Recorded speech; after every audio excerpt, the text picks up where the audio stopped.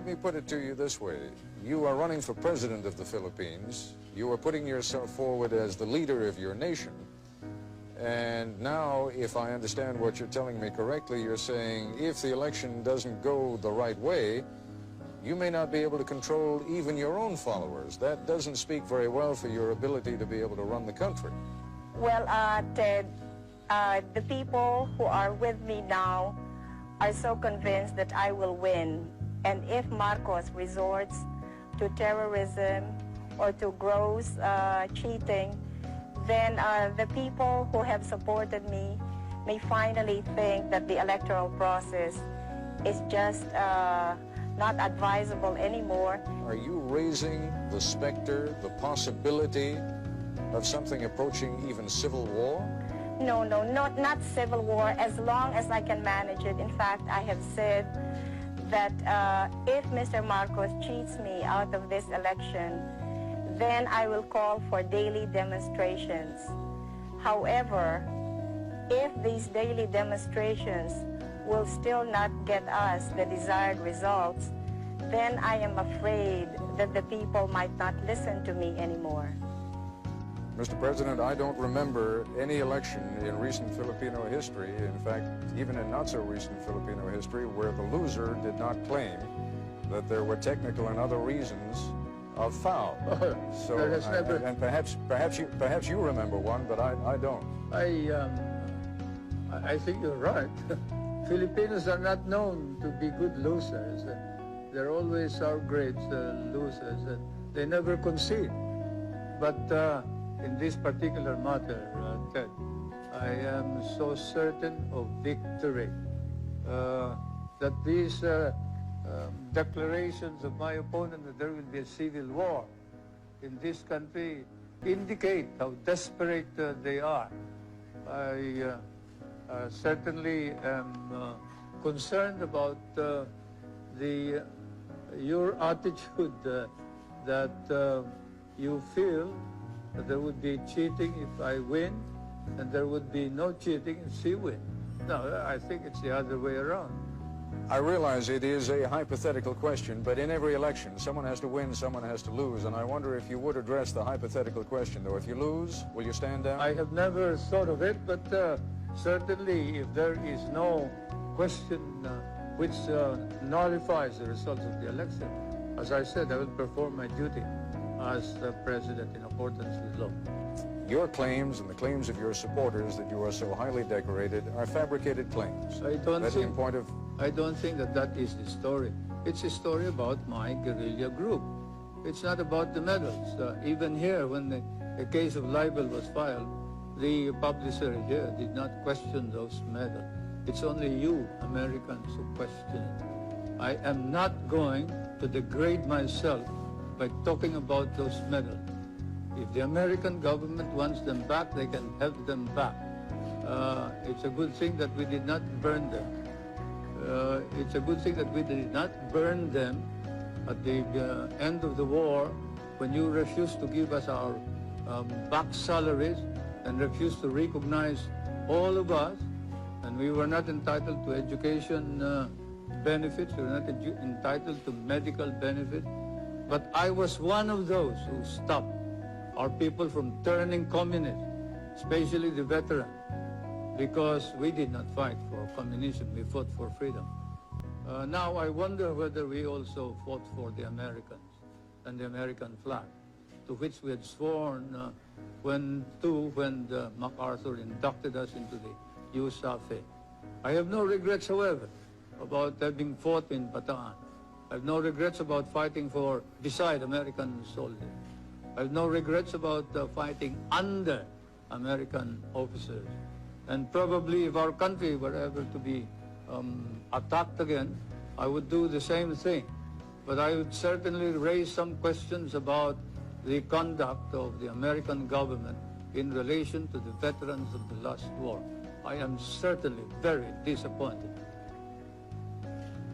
Mr. President, the question is not raised about the courage of Filipinos who fought against the Japanese during the Second World War. But the question, as you know, and you know this is not something I'm making up, you have seen those newspaper articles yourself, and you have seen some of the documents, suggests that the guerrilla group that you claim to have led, in fact, either did not exist at all or was just a tiny group that played no major role. Then why is it recognized by the intelligence officer of General MacArthur in a paper which is certified too by the head of the archives of the United States? Now look, I don't want to talk about this anymore. If you do, I'm going to walk out. You've had some rather disparaging remarks to make about Mrs. Aquino, not the least of them being that, in effect, she has experience as a housewife, but little else. Do you think she has gained in stature over the last few weeks? And do you think it is possible that if she is elected, that she could serve effectively as President of the Philippines? I still believe that you need somebody who has been experienced to run our government in this time of crisis. I have nothing against her, but certainly when, say, your son is sick and he needs an operation or he needs the expertise of a good doctor, you don't pick just anybody who has honesty and sincerity in order to cure your son. In that situation where she has no experience whatsoever is something that we have to accept and admit realistically that she had the the nerve to run without any experience whatsoever, as she admitted, and it's not me who has said that she is inexperienced, it is her who said, what do I know about running a government?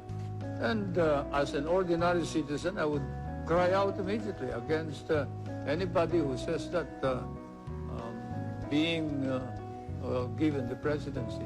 But as President of the Republic, I think it's my duty to call attention to this danger. I know that you made a great deal, and it is an excellent rhetorical device, of saying, yes, you are inexperienced. You are inexperienced in corruption, you are inexperienced in crime, you are inexperienced in dictatorship. But let's be candid about it, you are also inexperienced in leadership.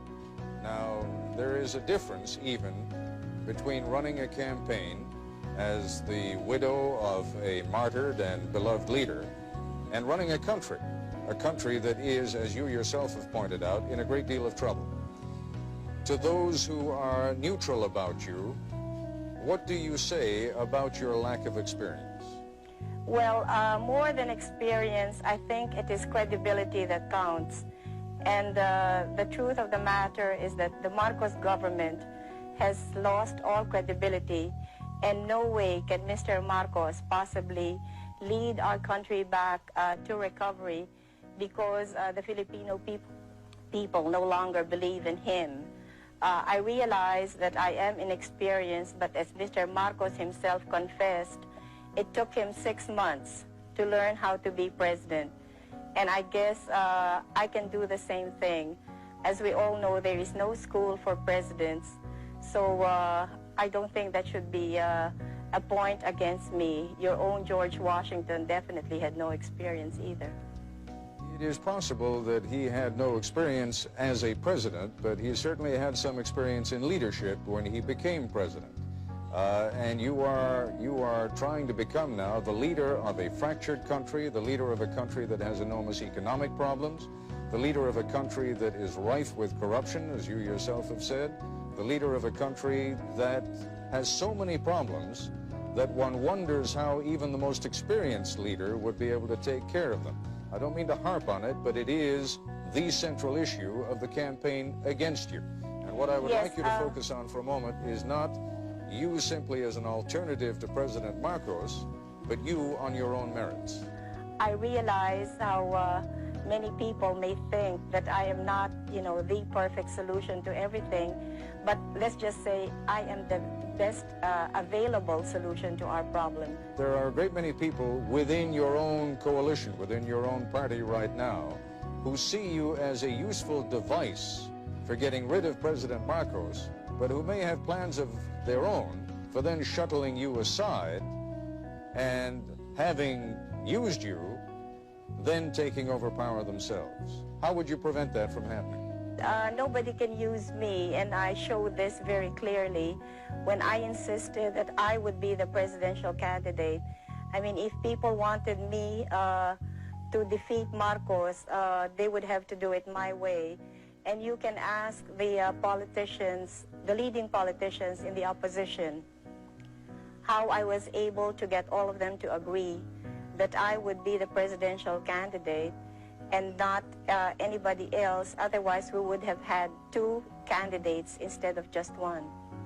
Again, Mrs. Aquino, the point I'm making is that I can see why they would be willing to stand aside for the immediate goal of getting President Marcos out of the way. But now we're talking about real power. Now we're talking about the power of governing and leading the Republic of the Philippines. And my question is, are you confident that you can continue to rule even when some of these people are going to be trying to take power away from you?